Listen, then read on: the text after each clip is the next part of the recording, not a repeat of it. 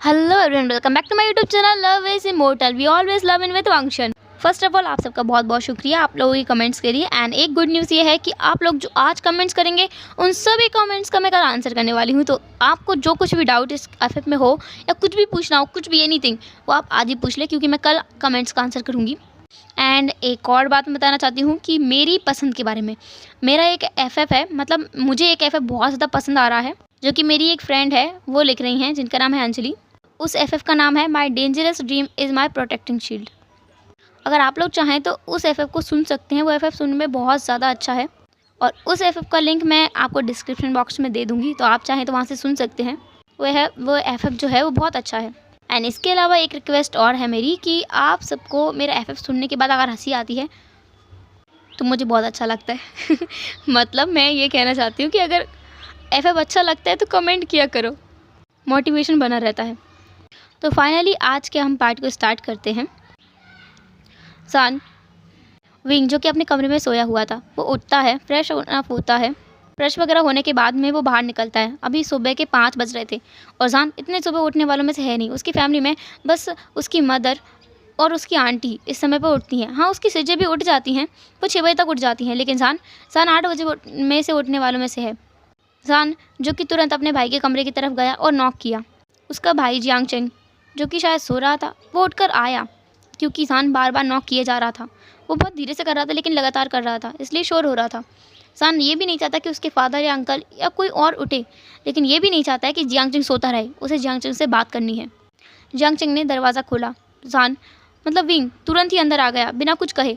अंदर आने के बाद उसने दरवाज़ा बंद किया, चेंग को वहीं बेड पर खींचा और कहा, चेंग तुझे पता है कितनी बड़ी गड़बड़ हो गई है यार, मैं बहुत परेशान हूँ, पता नहीं क्या होगा। चेंग ने अपना सर खुजाते हुए कहा, क्या हुआ है?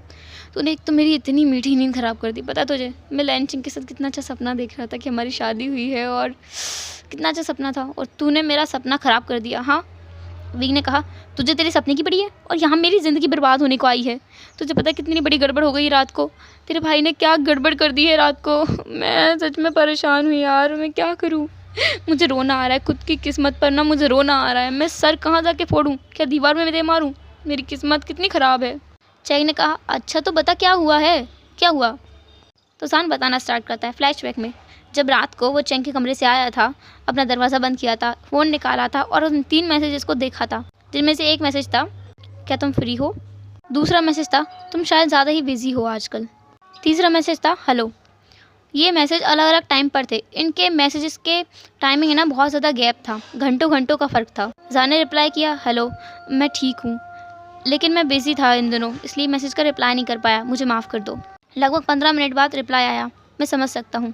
जान ने फिर मैसेज किया, तुम पूछना नहीं चाहोगे कि मैं किस लिए बिज़ी था?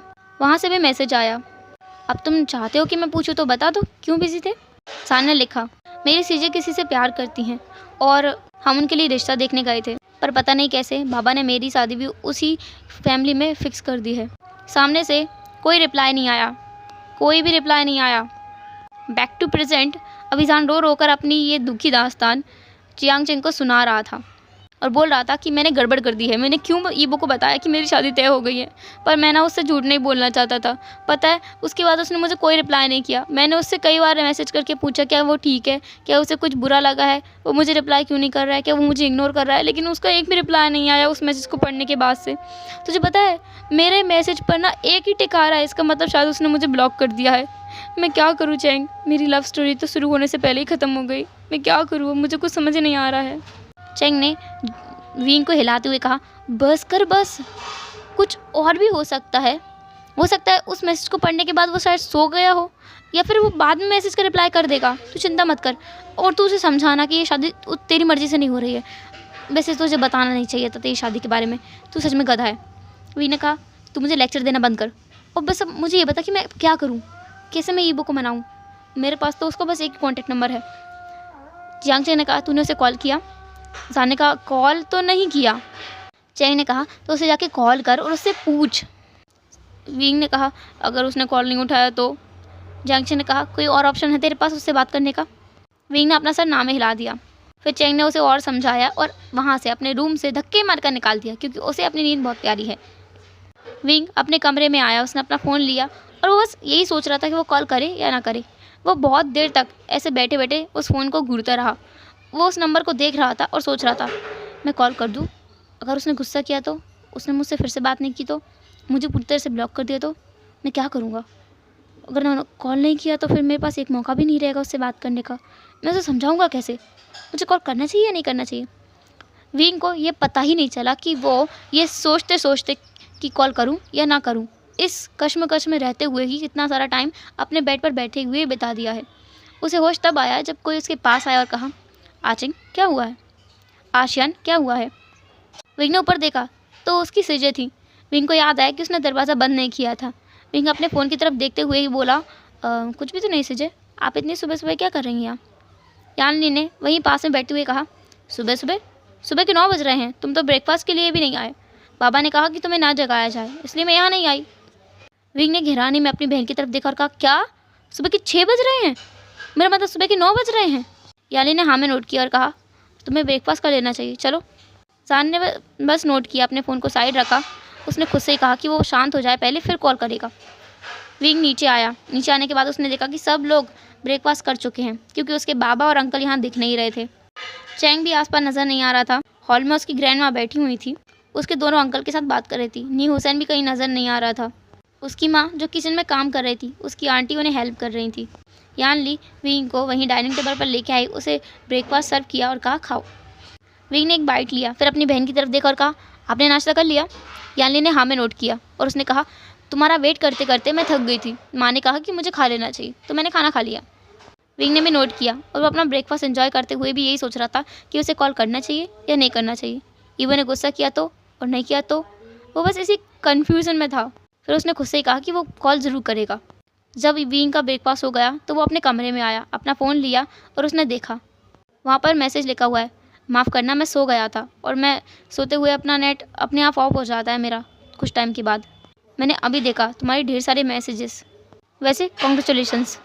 विंग जिसके लगा कि उसके ऊपर ठंडा पानी उड़ेल दिया गया है, क्योंकि उसके क्रश ने, उसके लव ने उसे कॉन्ग्रेचुलेशंस विश किया है उसकी इंगेजमेंट के लिए। विंग ने बस हाँ भर दी, उसमें हाँ लिखा और कुछ भी नहीं। वो वहीं बैठा हुआ था और सोच रहा था कि उसकी लव स्टोरी शुरू होने से पहले ही ख़त्म हो गई है। कुछ टाइम बाद, लगभग आधे घंटे बाद, उसके फ़ोन में एक और मैसेज आया जो कि ईवो का ही था, जिसमें लिखा हुआ था, वैसे तुम शायद ये शादी करना नहीं चाहते। जान ने तुरंत लिखा, बिल्कुल भी नहीं करना चाहता। सामने से एक हंसता हुआ इमोजी आया, नीचे लिखा हुआ था, तो अब तुम क्या करोगे? विंग ने लिखा, कुछ टाइम बाद मैं डिवोर्स ले लूँगा, अभी मैं शादी के लिए मना नहीं कर सकता। उधर से ईवो ने लिखा, वैसे वो इंसान दिखता कैसा है जिससे तुम्हारी शादी तय हुई है? विंग को ये तो समझ आ रहा था ये ओमेगास की ट्रिक होती है दूसरे ओमेगास के बारे में जानने की, मतलब उसका अल्फ़ा किसी और ओमेगा के बारे में कैसे सोचता है, क्या देखता है। तो विंग ने लिखा, इतना भी कुछ खास अच्छा नहीं है, सिंपल ही दिखता है, मुझे ज़्यादा कुछ खास उसमें पसंद नहीं आया। ईवो ने लिखा, तुम्हें ऐसे किसी की बुराई नहीं करनी चाहिए। विंग ने लिखा कि मैं किसी की बुराई नहीं कर रहा हूँ, मैं बस सच्चाई बता रहा हूँ कि वो दूसरों के लिए अच्छा हो सकता है, पर मेरे लिए बिल्कुल अच्छा नहीं है, मुझे वो बिल्कुल पसंद नहीं आया। वहाँ से बस एक हंसने वाला इमोजी आया और लिखा हुआ आया, बेस्ट ऑफ लक। जान जैसे अब बहुत लाइट फील हो रहा था, क्योंकि उसने अपने क्रश को सारी सच्चाई बता दी है कि वो ये शादी करना नहीं चाहता और वो डिवोर्स ज़रूर लेगा।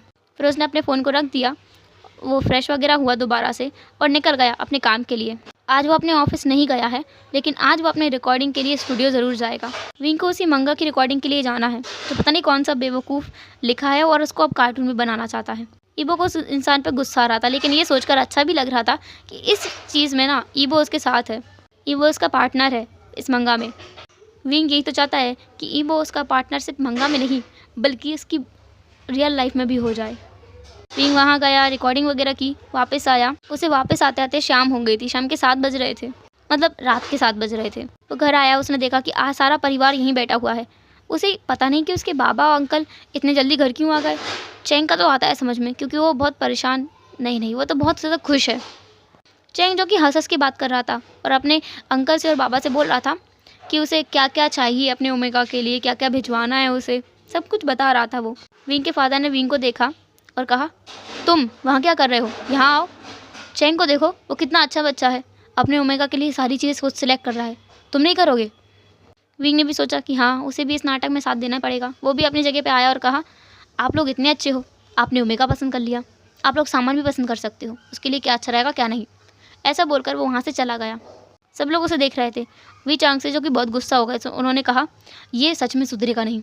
चेंग, इसे कुछ समझाया करो, कुछ सिखाया करो, तुम्हारी तरह बर्ताव करना सिखाओ इसे, ये लड़का बहुत पागल है। फिर उन्होंने अपनी वाइफ की तरफ देखा और कहा, तुम सब कुछ पसंद कर लेना और लान फैमिली की तरफ भिजवा देना इन सब सामान के साथ में। मिसेस वी ने बस नोट किया और वी चांग से भी वहाँ से चले गए। आज सब लोग जल्दी आ गए थे क्योंकि सुबह सुबह उन्हें बहुत सारी तैयारियां जो करनी है, क्योंकि कल हमारे तीनों जियांग सिबलिंग्स की, मतलब वी और जियांग सिबलिंग्स की शादी जो है, सॉरी इंगेजमेंट है।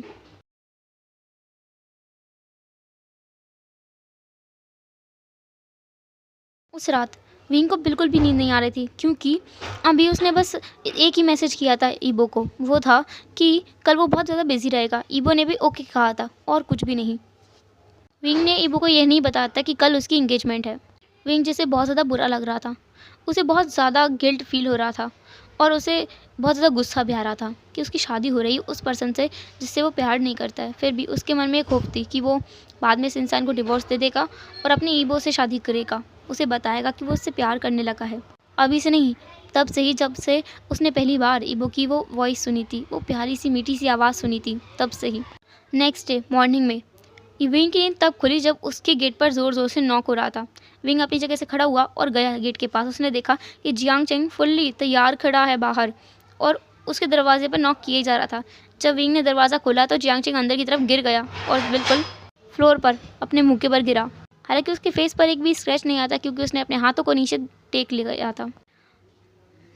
विंग, जिसे बहुत अननोइंग फील हुआ था, उसने कहा, आचिंग, ये सब क्या है? तुझे यहाँ आने से पहले इतनी भी समझ नहीं है कि इतनी भयंकर कौन नॉक करता है सुबह सुबह? जियांग चेंग ने कहा, भाई जल्दी तैयार हो जा, सुबह के 10 बज रहे हैं, तुझे इतनी देर तक सोते हुए आराम नहीं मिला? हमें इंगेजमेंट के लिए भी जाना है।